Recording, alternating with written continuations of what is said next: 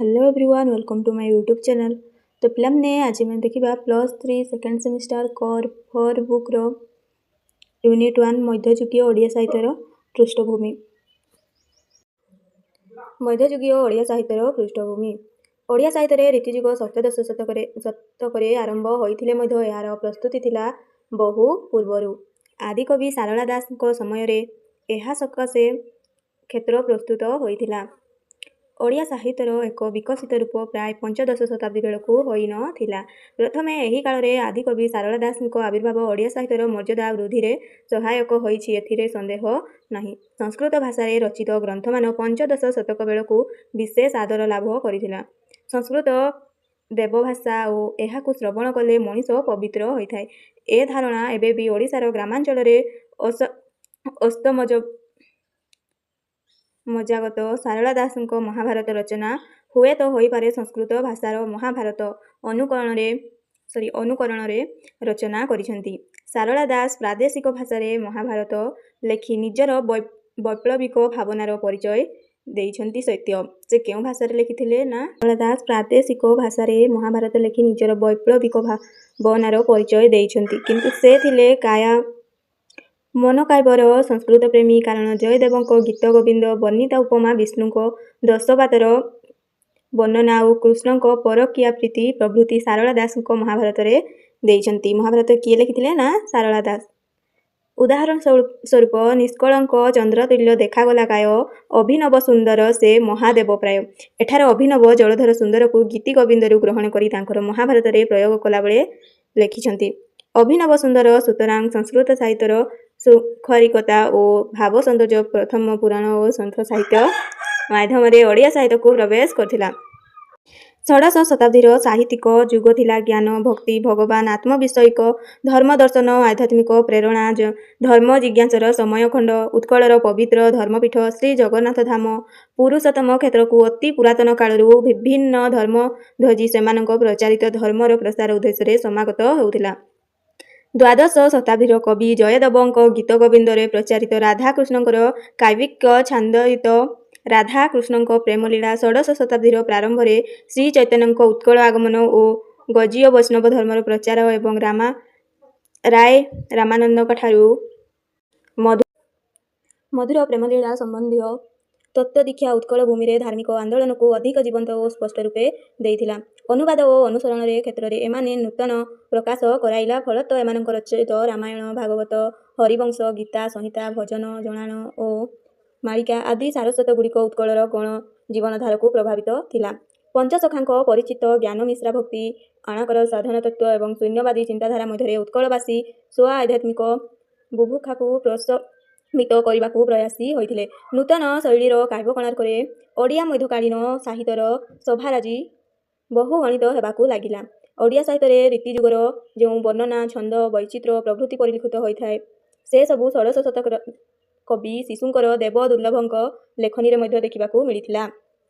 अलंकार, छंद और काव्य सुलभ शिल्प नैपुण्य नहीं परवर्ती समय उपेन्द्र, कविमन्यु, कवि सूर्य प्रभृति यही पृष्ठभूमि रे सृष्टि करिसेंती विराट काव्यशोध।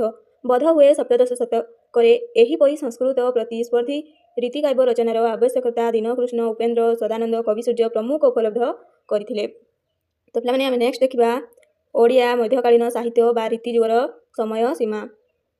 जेकोसी देश, जाति बा वंशर इतिहास संपृक्त देश, जाति बा वंश संपर्क में साम्यक धारणा देवा भली जेकोसी साहित्यर इतिहास संपृक्त साहित्य संबंध में यथेष्ट आलोकपात करिथाय।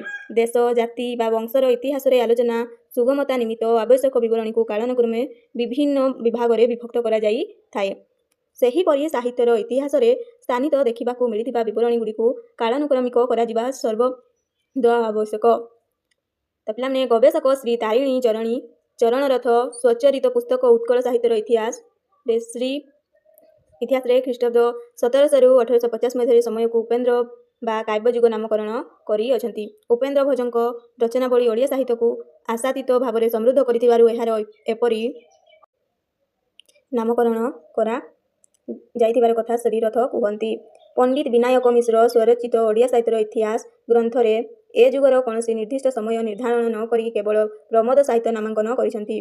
कौन ना प्रमोद साहित्य नामांकन करी अछंती।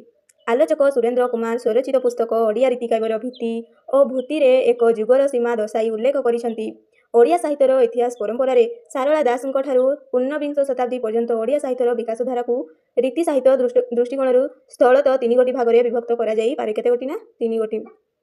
ତ ଯଥା ସେଗୁଡ଼ିକ କ'ଣ କ'ଣ ନା ସାରଳା ଦାସଙ୍କ ଯୁଗ, ପ୍ରାକ୍ ରୀତି ଯୁଗ, ରୀତି ଯୁଗ।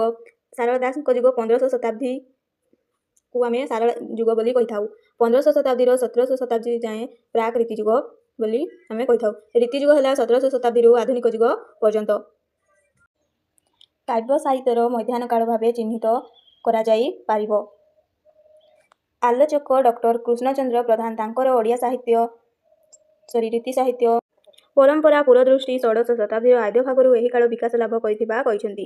ଧର୍ମୀୟ ସାହିତ୍ୟ ସହିତ ଏହି କାବ୍ୟ ସାହିତ୍ୟ ସଙ୍ଗୋପାଙ୍ଗ ଭାବେ ଗତିଶୀଳ ହୋଇଛି। ଷୋଡ଼ଶ ଶତାବ୍ଦୀର ଆଦ୍ୟ ଭାଗରୁ ସପ୍ତଦଶ ଶତାବ୍ଦୀର ଆଦ୍ୟ ଭାଗ ଶେଷ ଭାଗ ପର୍ଯ୍ୟନ୍ତ ରୀତି ସାହିତ୍ୟର ମଧ୍ୟାହ୍ନ କାଳ ଓ ଅଷ୍ଟାଦଶ ଶତକର ଶେଷ ଭାଗରୁ ଊନବିଂଶ ଶତକର ପ୍ରଥମ ଭାଗ ପର୍ଯ୍ୟନ୍ତ ଏହାର ଅସ୍ତମିତ ବା ବିଲୟ କାଳ ରୂପେ ସେ ଚିହ୍ନିତ କରିଅଛନ୍ତି। ଅନେକ ସାହିତ୍ୟିକ ସମାଲୋଚକ ସେମାନଙ୍କ ପ୍ରଚଣ୍ଡ ପ୍ରତିଭାର ପରାକାଷ୍ଠରେ ଆଲୋଚ୍ୟ ଯୁଗର ନାମ ଓ କାଳ ନିର୍ଦ୍ଦେଶ କରିଅଛନ୍ତି। କାହା ମତରେ ଏହା ରୀତି ଯୁଗ ଓ କାହା ମତରେ ଭଞ୍ଜ ଯୁଗ ବୋଲି କହିଥାନ୍ତି। ପୁଣି କାହା ମତରେ ଏହା କାବ୍ୟ ବା ସଙ୍ଗୀତ ଯୁଗ ତ କାହା ମତରେ ଅଳଙ୍କାରକ ଯୁଗ ବୋଲି କହିଥାନ୍ତି। ସେ ଯାହା ହେଉନା କାହିଁକି ଓଡ଼ିଆ ସାହିତ୍ୟର ଏ ମଧ୍ୟବର୍ତ୍ତୀ ପର୍ଯ୍ୟାୟକୁ ନିମ୍ନମତେ ବିଭକ୍ତ କରାଯାଇ ପାରେ ଯେ ପ୍ରାକ୍ ରୀତି ଯୁଗ, ମଧ୍ୟକାଳୀନ ରୀତି ଯୁଗ ବା କାବ୍ୟ ଯୁଗ, ଉତ୍ତର ରୀତି ଯୁଗ ବା ସଙ୍ଗୀତ ଯୁଗ। ତାର ସମୟସୀମା ମଧ୍ୟ ଦେଇଛି ଏଠି, ସ୍କ୍ରିନଶଟ କରିନିଅ। ଓଡ଼ିଆ ସାହିତ୍ୟର ରୀତି ଯୁଗ ଏକ ଗୁରୁତ୍ୱପୂର୍ଣ୍ଣ ଅଧ୍ୟାୟ ଅଟେ। ସପ୍ତଦଶ ଶତକର ମଧ୍ୟଭାଗରୁ ଅଷ୍ଟାଦଶ ଶତକର ପ୍ରାୟ ଶେଷ ପର୍ଯ୍ୟନ୍ତ ସମୟ ଖଣ୍ଡକୁ ରୀତିକାବ୍ୟର ଯୁଗ ଭାବରେ ଅଭିହିତ କରାଯାଇଛି। ଏହି କାଳରେ ପୁରାଣ, ଟୀକାଗ୍ରନ୍ଥ, ସଂହିତା ପ୍ରଭୃତି ସାହିତ୍ୟର ରଚନାର ଧାରାକୁ ପରିହାର କରି ଅଳଙ୍କାରକ ରୀତିରେ ସଂସ୍କୃତ ସମ ପ୍ରୀତିସ୍ପର୍ଦ୍ଧା କାବ୍ୟ ରଚିତ ହୋଇଛି। ବେଦ ରୀତିର ଆଦ୍ୟ ଉତ୍ସ ଋଗ୍ବେଦର ରାତିରୂପାମ୍ ପ୍ରୟାଗରେ ଗୋଟିଏ ସ୍ଥାନରେ ଗମୟିତା ଓ ଅନ୍ୟତ୍ର ଗତି ଅର୍ଥୋଦୟକୁ ମୂଳ କରି ପରବର୍ତ୍ତୀ କାଳରେ ଗତ୍ୟର୍ଥ ରିଙ୍କ ଧାତୁରେ ଅଧିକରଣତାର୍ଥେ ପ୍ରତ୍ୟୟ ଯୋଗ କରିବା ଦ୍ୱାରା ରୀତି ଶବ୍ଦର ଉତ୍ପତ୍ତି ହୋଇଛି। ରୀତିର ବ୍ୟୁକ୍ତିଗତ ଅର୍ଥ ହେଉଛି ମାର୍ଗ। ରୀତିର ଅର୍ଥ କ'ଣ? ମାର୍ଗ। ପନ୍ଥା, ଗତି, ପ୍ରସ୍ଥାନ ଆଦି ଶବ୍ଦଗୁଡ଼ିକ ରୀତିର ପର୍ଯ୍ୟାୟବାଚକ ଶବ୍ଦ ଅଟେ। ଭଜରାଜଙ୍କ ଭାଷାରେ ରିଙ୍ଗ ଗତାବିତି ଧାତୋପସା ବ୍ୟୁକ୍ତିତା ରୀତିରୁଚ୍ୟତେ। ବିଶ୍ୱନାଥ କବିରାଜଙ୍କ ଭାଷାରେ ଅଳଙ୍କାରିକ ପଦ ସଂଘଟନାକୁ ରୀତି କୁହାଯାଏ। ପଦ ସଂଘଟନା ରୀତିରଙ୍ଗ ସଂସ୍ଥାବିଶେଷ ବତ୍ ପରବର୍ତ୍ତୀ ରସଦୀନଂ ଶାଶ୍ୱତ ପୂର୍ଣ୍ଣଂ ଚତୁର୍ବିଧା ବୈଦର୍ଭୀ ଚାଥ ଗୌଡୀଚ ପାଞ୍ଚାଳୀ ଲାଟିକା ତଥା। ବିଶିଷ୍ଟ ପଦ ରଚନା ପାଇଁ କବି ଅଳଙ୍କାର ଶବ୍ଦ ପ୍ରୟୋଗର ଚମତ୍କାରିତା ଓ ସଙ୍ଗୀତକ ମୂର୍ଚ୍ଛନା ସୃଷ୍ଟି କରିଥିଲେ। ତେଣୁ କବିମାନଙ୍କର ବିଶିଷ୍ଟ ଶୈଳୀକୁ ମଧ୍ୟ ରୀତି କୁହାଯାଏ। ନେକ୍ସଟ ଆମର ରହିଛି ଓଡ଼ିଆ ରୀତି ଯୁଗର ସାମାଜିକ ପୃଷ୍ଠଭୂମି। ସପ୍ତଦଶ ଓ ଅଷ୍ଟାଦଶ ଶତାବ୍ଦୀର ଜନଜୀବନ ଓ ସାମାଜିକ ପରିବେଶକୁ ଅନୁଧ୍ୟାନ କଲେ ଜଣାଯାଏ ଯେ ସମାଜରେ ମୁଷ୍ଟିମେୟ ବ୍ୟକ୍ତି ଭୋଗବିଳାସ ଓ ଐଶ୍ୱର୍ଯ୍ୟ ଭିତରେ କାଳାତିପାତ କରୁଥିବା ବେଳେ ଅବଶିଷ୍ଟ ବ୍ୟକ୍ତିବର୍ଗଙ୍କ ଜୀବନ ଅତ୍ୟନ୍ତ ଦୁଃସହ ଏବଂ ଦୁର୍ବିପାକ ଭିତରେ କଟୁଥିଲା। ମୋଗଲ ସମ୍ରାଟମାନଙ୍କର ରାଜକୀୟ ଐଶ୍ୱର୍ଯ୍ୟ ଓ ଭୋଗବିଳାସ ଶୀର୍ଷ ସ୍ଥାନରେ ପହଞ୍ଚିଥିଲା। ମୋଗଲ ବାଦଶାହମାନେ ହୀରା ନୀଳା ଖଚିତ ମୂଲ୍ୟବାନ ଅଳଙ୍କାରମାନ ଏବଂ ମୂଲ୍ୟବାନ ପୋଷାକ ପରିଧାନ କରୁଥିଲେ। କ'ଣ ପରିଧାନ କରୁଥିଲେ ନା ମୋଗଲ ବାଦଶାହମାନେ ହୀରା ନୀଳା ଖଚିତ ମୂଲ୍ୟବାନ ଅଳଙ୍କାରମାନ ଏବଂ ମୂଲ୍ୟବାନ ପୋଷାକ ପରିଧାନ କରୁଥିଲେ। ପିଲାମାନେ ସମ୍ରାଟମାନଙ୍କର ବିଳାସମୟ ଜୀବନଯାପନ ପ୍ରଣାଳୀରୁ ଅନୁକରଣ କରି ଅନ୍ୟାନ୍ୟ ମୋଗଲ ରାଜକର୍ମଚାରୀ ତଥା ସାମନ୍ତ ଓ ପ୍ରାଦେଶିକ ଶାସକମାନେ ଅନୁରୂପ ଜୀବନ ଅବିବାହିତ କରୁଥିଲେ। ମଦ୍ୟପାନ, ବହୁ ନାରୀ ସମ୍ଭୋଗ ଓ ନର୍ତ୍ତକୀଙ୍କର ନୂପୁର ନିକୁଅଣ ମଧ୍ୟରେ ଏମାନଙ୍କର ଜୀବନ ବେଶ ମଧୁମୟ ଥିଲା। ମୋଗଲ ଅନ୍ତଃପୁର ଗୁଡ଼ିକରେ ରହୁଥିଲେ ହଜାର ହଜାର ସଂଖ୍ୟକ ସ୍ତ୍ରୀ। ଭିନ୍ନ ଭିନ୍ନ ବର୍ଣ୍ଣ ଓ ଜାତିର ଏହି ଅଗଣିତ ନାରୀମାନେ ଅନ୍ତଃପୁରରେ ଭିନ୍ନ ଭିନ୍ନ କାର୍ଯ୍ୟ ସମ୍ପାଦନ କରୁଥିଲେ। ଏମାନଙ୍କ ମଧ୍ୟରୁ ଅନେକ ବାଦଶାହଙ୍କ ପ୍ରତ୍ୟେକ ସେବାରେ ନିଯୁକ୍ତ ଥିଲେ ଆଉ କେତେକ ବାଦଶାହଙ୍କ ମନୋରଞ୍ଜନ ଲାଗି ଶିକ୍ଷା କର୍ମରେ ନିଯୁକ୍ତି ଥିଲେ। ଅନ୍ତଃପୁରରେ ଶିକ୍ଷା ମୋଗଲମାନ ଓ ବହୁ ଅଶ୍ଳୀଳ ପ୍ରେମ କାହାଣୀ ମଧ୍ୟରେ ସୀମାବଦ୍ଧ ରହିଥିଲା। ଏମାନଙ୍କ ମଧ୍ୟରେ ବୃଦ୍ଧା ସ୍ତ୍ରୀ ଲୋକ ଅନେକ କ୍ଷେତ୍ରରେ ଦୁରିତ କାର୍ଯ୍ୟ କରୁଥିଲେ। ଏହି କୁଟିନାମାନେ ସ୍ଥାନେ ସ୍ଥାନେ ବାହାରର ସୁନ୍ଦରୀ ସ୍ତ୍ରୀମାନଙ୍କୁ ନାନା ପ୍ରଲୋଭନ ଦେଖାଇ ଅନ୍ତଃପୁରକୁ ଘେନି ଆସୁଥିଲେ। ସମ୍ରାଟଙ୍କ ଗହଣରେ ସୁନ୍ଦରୀ ସ୍ତ୍ରୀ ସହିତ ସୁରାର ମଧ୍ୟ ବ୍ୟାପକ ବ୍ୟବସ୍ଥା କରାଯାଉଥିଲା। ମଦିରା ପାନ ଥିଲା ସେ ସମୟର ସବୁଠାରୁ ବଳି ଏକ ରାଜକୀୟ ବ୍ୟସନ। କ'ଣ ନା ମଦିରା ପାନ। ହିନ୍ଦୁ ଓ ମୁସଲମାନ ରାଜନ୍ୟ ଗୋଷ୍ଠୀ ସମାନ ଭାବରେ ଏହାର ଅବାଧ ସେବନ କରୁଥିଲେ। ସାମନ୍ତ ରାଜନ୍ୟ ଗୋଷ୍ଠୀ ମଧ୍ୟରେ ଶୃଙ୍ଖଳିକତାର ନଗ୍ନକୃତ୍ୟ ଦେଖାଯାଉଥିଲା।